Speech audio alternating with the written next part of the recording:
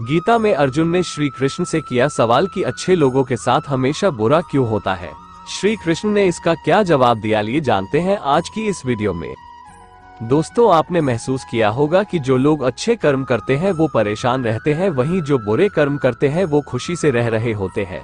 अच्छे कर्म करने वाले परेशान होते हैं कि आखिर उन्हें इतनी परीक्षा क्यों देनी पड़ रही है, जबकि जो अधर्म की राह में है वो खुश है और जिंदगी का लुत्फ उठा रहे हैं। अगर आपके मन में भी ये सवाल आया है तो आज हम आपको इसका जवाब देंगे। ये जवाब वो है जो भगवत गीता में लिखा है और श्री कृष्ण ने अर्जुन को दिया था। भगवत गीता में वर्णित कथा के अनुसार जब भी अर्जुन के मन में कोई दुविधा होती थी तो वो श्री कृष्ण के पास पहुंच जाते थे। एक बार की बात है, अर्जुन भगवान श्री कृष्ण के समीप आकर कहा कि वो दुविधा में है और इसका जवाब वो श्री कृष्ण से चाहते हैं। श्री कृष्ण ने पूछा कि क्या सवाल है। अर्जुन ने कहा, मुझे ये जानना है कि अच्छे लोगों के साथ हमेशा बुरा ही क्यों होता है, वहीं बुरे लोग खुशहाल दिखते हैं। अर्जुन के मुंह से ऐसी बातें सुनकर श्री कृष्ण मुस्कुराए और कहा, मनुष्य जैसा सोचता है और महसूस करता है वैसा कुछ नहीं होता है, बल्कि अज्ञानता की वजह से वो सच्चाई नहीं समझ पाता है। अर्जुन उनकी ये बात समझ नहीं पाए। इसके बाद श्री कृष्ण ने क्या कहा वो जानते हैं। श्री कृष्ण ने अर्जुन से कहा, पार्थ, मैं तुम्हें एक कथा सुनाता हूँ, उसे सुनकर तुम समझ जाओगे कि हर प्राणी को उसके कर्म के हिसाब से ही फल मिलता है। प्रकृति हर किसी को अपनी राह चुनने का मौका देती है। अब वो मनुष्य की इच्छा पर निर्भर करता है कि उसे धर्म की राह चुननी है या अधर्म की।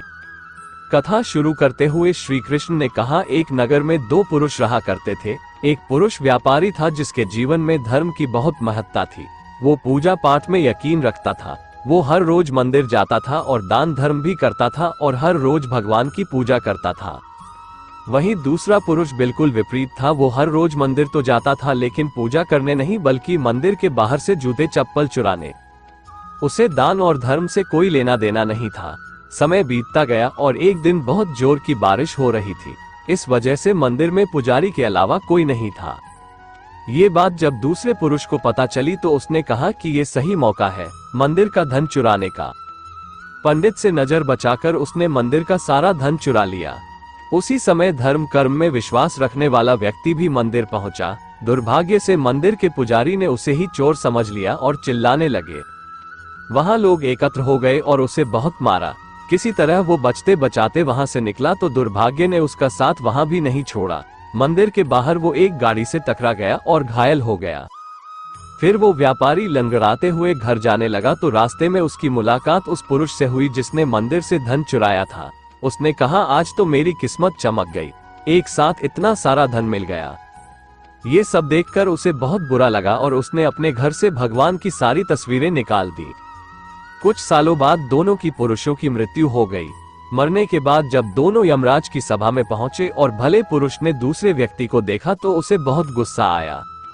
उसने क्रोधित होकर यमराज से पूछ ही लिया, मैं तो हमेशा अच्छे कर्म करता था, दान में विश्वास रखता था, उसके बदले जीवन भर मुझे अपमान और दर्द ही मिला और इस व्यक्ति को नोटों से भरी पोटली, आखिर ऐसा भेदभाव क्यों? इस पर यमराज ने कहा, पुत्र, तुम गलत समझ रहे हो। जिस दिन तुम्हारी गाड़ी से टक्कर हुई थी वो दिन तुम्हारे जीवन का आखिरी दिन था, परंतु तुम्हारे अच्छे कर्मों की वजह से तुम्हारी मौत सिर्फ एक छोटी सी चोट में बदल गई। तुम इस दुष्ट व्यक्ति के बारे में जानना चाहते हो। दरअसल इसके भाग्य में राजयोग था, मगर इसके कुकर्मों और अधर्म की वजह से वो सिर्फ एक छोटी सी धन की पोटली में बदल गया। कथा सुनाने के बाद श्री कृष्ण अर्जुन से कहते हैं, पार्थ, क्या अब तुम्हें तुम्हारे सवाल का जवाब मिल गया? ऐसा सोचना कि भगवान तुम्हारे कर्मों को नजरअंदाज कर रहे हैं, ये बिल्कुल भी सत्य नहीं है। भगवान हमें कब क्या किस रूप में दे रहा है मनुष्य को समझ में नहीं आता है, मगर आप अच्छे कर्म करते रहें तो भगवान की कृपा हमेशा बनी रहती है। इसलिए अपने अच्छे कर्मों को बदलना नहीं चाहिए, क्योंकि उसका फल हमें इसी जीवन में मिलता है। इसलिए मनुष्य का फर्ज है कि वो हमेशा अच्छे कर्म करते रहें, क्योंकि श्री कृष्ण ने गीता में भी बताया है कि किसी के द्वारा किया गया कर्म बेकार नहीं जाता है, चाहे वो अच्छा हो या बुरा। दोस्तों, वीडियो कैसी लगी हमें कमेंट बॉक्स में जरूर बताना। चैनल पर नए आए हो तो चैनल को सब्सक्राइब कर दे।